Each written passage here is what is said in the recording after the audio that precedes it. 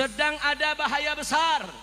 Pengalaman di Purwakarta bagaimana saya dan kawan-kawan, para kiai, para ulama di Purwakarta, saudara, melawan habis-habisan agar Purwakarta tidak dijadikan sebagai kota berhala, saudara. Dirubah jadi kota kiai, kota santri menjadi kota berhala. Nggak boleh Jawa Barat dirubah menjadi provinsi berhala, betul? Dan kepada Bupati Purwakarta, Deddy Mulyadi, kalau anda serius mau perang, jangan gunakan masyarakat. Sedang viral di media sosial perseteruan antara Rizik Syihab dan Kang Deddy Mulyadi ya. Apalagi dengan ada video lama yang di-up kembali. Ajakan perang dari Rizik Syihab kepada Kang Deddy Mulyadi ya. Oke, kita simak bersama-sama videonya. Silahkan.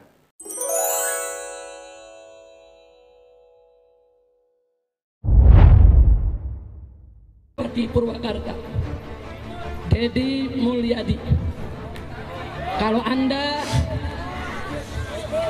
anda serius mau perang, jangan gunakan masyarakat. Ayo kita janjian saja. Hari apa, tanggal berapa, jam berapa, tempatnya di mana. Anda yang tetepin, kita akan datang. Takbir. Saya mau tanya umat Islam, siap hadir? Siap duel 1 lawan 1? Siap tangan kosong? Siap pakai golok? Siap pakai parang? Siap pakai basoka? Siap pakai AK? Silakan Deddy Mulyadi, tetepin. Enggak, kita nggak bakal mundur. Sudah, kami sudah pengalaman perang di Ambon, di Poso, dan di berbagai negeri. Kita mau tahu nyalinya Deddy perang sampai di mana, saudara. Mereka-mereka besok yang ingin berlibur ke puncak, mereka-mereka besok yang ingin bertahun baru di puncak, silakan kalian rayakan, silakan kalian peringatkan, silakan kalian ramaikan itu malam tahun baru di puncak. Tapi jangan coba-coba sebar maksiat di wilayah puncak, betul? Nanti mereka yang maksiat, mereka pulang ke Jakarta, orang puncak yang kena musibahnya, betul? Nah sekarang saya tanya saudara, bagus tidak? Bagus tidak? Dukung semua, takbir. Nah, jadi setiap malam 31 kita bikin tablik akbar, kita kasih peringatan-peringatan. Bukan itu saja, selebaran-selebaran, saudara, di mana-mana tempat. Jangan coba-coba puncak dijadikan sebagai tempat maksiat. Dan alhamdulillah ketika itu Bupati ikut mendukung. Bahkan ketika itu Pak Kiai setiap tahun Pak Bupati hadir, ikut mendukung kegiatan ini, saudara. Ketika itu tahu Bupati yang sekarang, apalagi gubernur yang sekarang, nah nggak tahu dah tuh urusannya. Hati-hati aja Jawa Barat jadi kabupaten atau provinsi berhala, hati-hati. Ayo semuanya nih, hati-hati nih Jawa Barat, Jawa Barat, Jawa Barat. Bu, mana ibu-ibu? Bu, angkat tangannya bu. Hati-hati, ini di Jawa Barat nih sedang ada ala khatarin azim, sedang ada bahaya besar. Pengalaman di Purwakarta bagaimana saya dan kawan-kawan, para kiai, para ulama di Purwakarta, saudara, melawan habis-habisan agar Purwakarta tidak dijadikan sebagai kota berhala, saudara.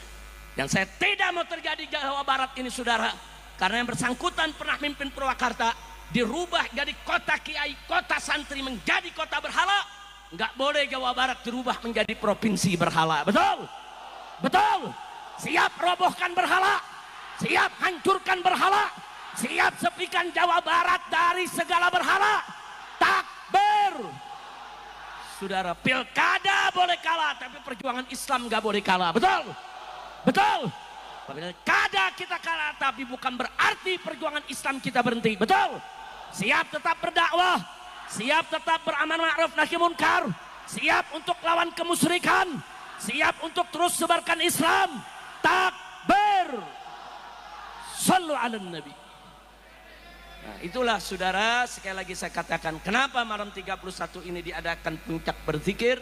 memohon pertolongan Allah agar mereka-mereka yang datang merayakan tahun baru ke puncak diberikan taufik dan hidayah, agar mereka tidak sebar segala macam maksiat di puncak, agar puncak dan sekitarnya sampai ke Bogor, sampai ke Cianjur sana diberkahi oleh Allah Subhanahu wa taala. Amin ya rabbal. Itu toleran, cuman orang Jawa Barat adalah tidak berani menghadapi orang yang intoleran. Pelaku intoleran di Jawa Barat ada dua komunitas, satu kaum urban, yang kedua adalah kaum migran. Datang dari negara lain ke sini, tiap hari membanggakan leluhurnya, tiap hari bercerita keunggulan leluhurnya, tiap hari kita harus mendengarkan riwayat-riwayat leluhurnya. Setelah itu kita bermahabbah pada mereka, menghormati mereka, mendewa-dewakan mereka, dan kita menganggap diri kita lebih rendah dari mereka. Dan tak terasa domba kita kirim, uang kita kirim untuk mendapatkan air putih agar kita usahanya lancar. Kita keluarkan uang demi mereka, dan kita semakin direndahkan martabatnya sebagai suku dan sebagai bangsa, padahal mereka makan setiap hari dari kita. Cerita-cerita dalam setiap hari yang kita dengarkan adalah cerita hebatnya leluhurnya orang lain, solehnya leluhurnya orang lain.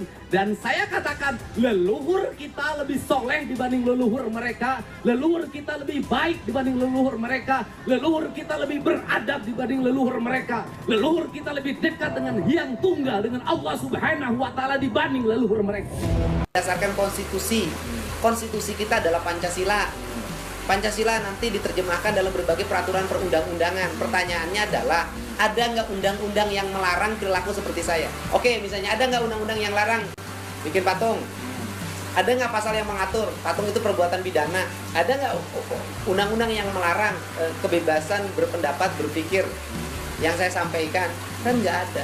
Yang menjadi problem kita hari ini adalah konstitusi dikalahkan oleh persepsi.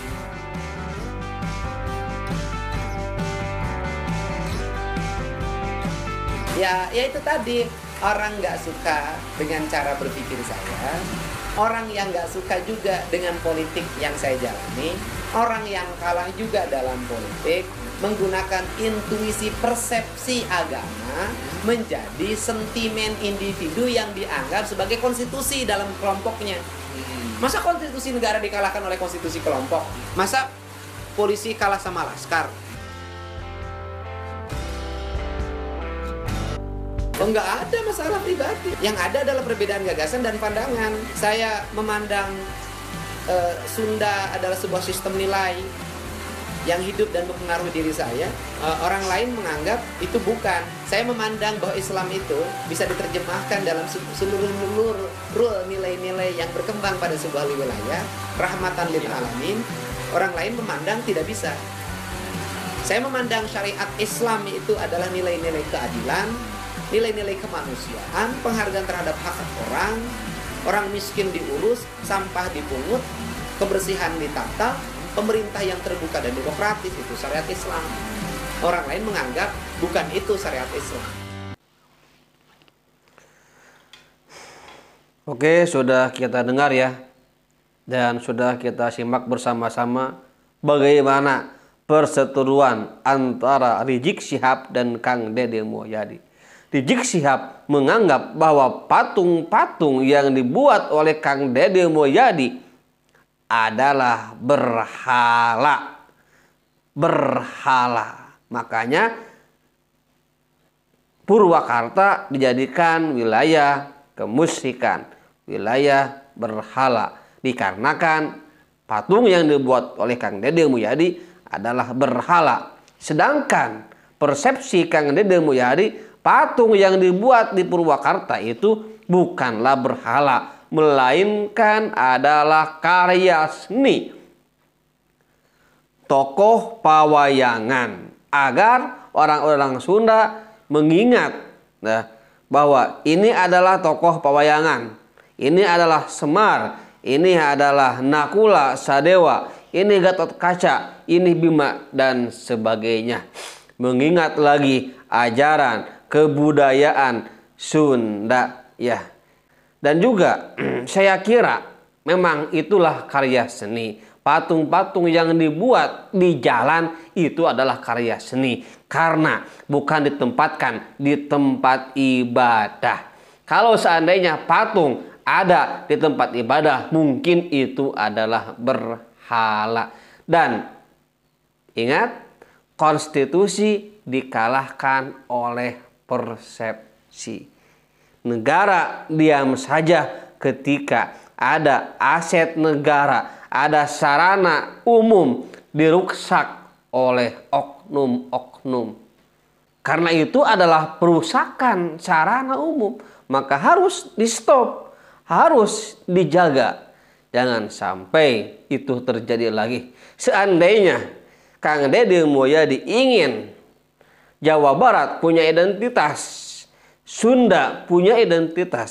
Seandainya Kang Deddy Mulyadi ingin membuat patung lagi sebagai identitas dari Jawa Barat, dari Sunda, maka kita harus siap pasang badan untuk menjaga patung tersebut agar tidak dihancurkan lagi oleh Rizik Syihab dan kawan-kawannya. Oke, sekian, terima kasih. Wassalamualaikum warahmatullahi wabarakatuh.